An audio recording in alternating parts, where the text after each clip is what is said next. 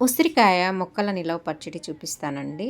ముందుగా నాటు ఉసిరికాయలు తీసుకొని మంచిగా కడిగేసి క్లాత్‌తో తుడిచేసి ఆరబెట్టుకోవాలి. పావు కేజీ ఆయిల్ తీసుకొని నేనైతే కేజీ ఉసిరికాయలు తీసుకున్నాననమాట.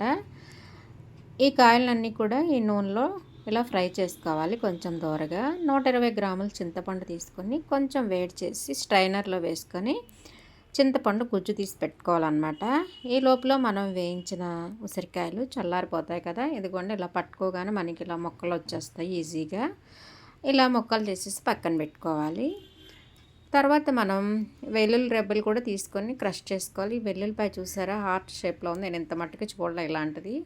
ఈ చింతపండు గుజ్జునైతే మంచిగా ఉడికించుకోవాలి. మనం ఇందాకడ వేయించి తీసేసిన ఆయిల్ ఉంది కదా! ఆ ఆయిల్‌లోనే ఒక స్పూను మెంతులు, 2 స్పూన్ల ఆవాలు వేసుకొని ఒక 8, 9 ఎండుమిర్చి వేసుకోవాలన్నమాట.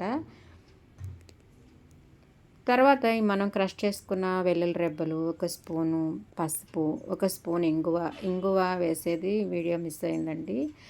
ఈ ఉడికించి పెట్టుకున్న చింతపండును కూడా తాలింపులో వేసేయాలి. మొత్తం ఈ తాలింపు అంతా చల్లారిపోయాక మనం ఈ ఉసిరికాయ ముక్కల్ని ఒక 4 స్పూన్ల ఆవాలని వేయించి డ్రై రోస్ట్ చేసి పెట్టుకోవాలి.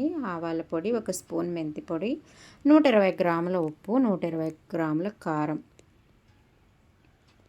వేసేసుకొని మొత్తం కలిపేసేయాలి. ఇది 3 రోజులకల్లా మంచిగా ఊరిపోతుంది. ఈ ఊరిపోయిన పచ్చడిని తీసేసి ఒక గాజు సీసాలో కానీ జాడీల్లో కానీ పెట్టుకోవాలండి. అంతే ఉసిరికాయ ముక్కలు నిలువ పచ్చడి రెడీ అయిపోయిందండి. Thank you.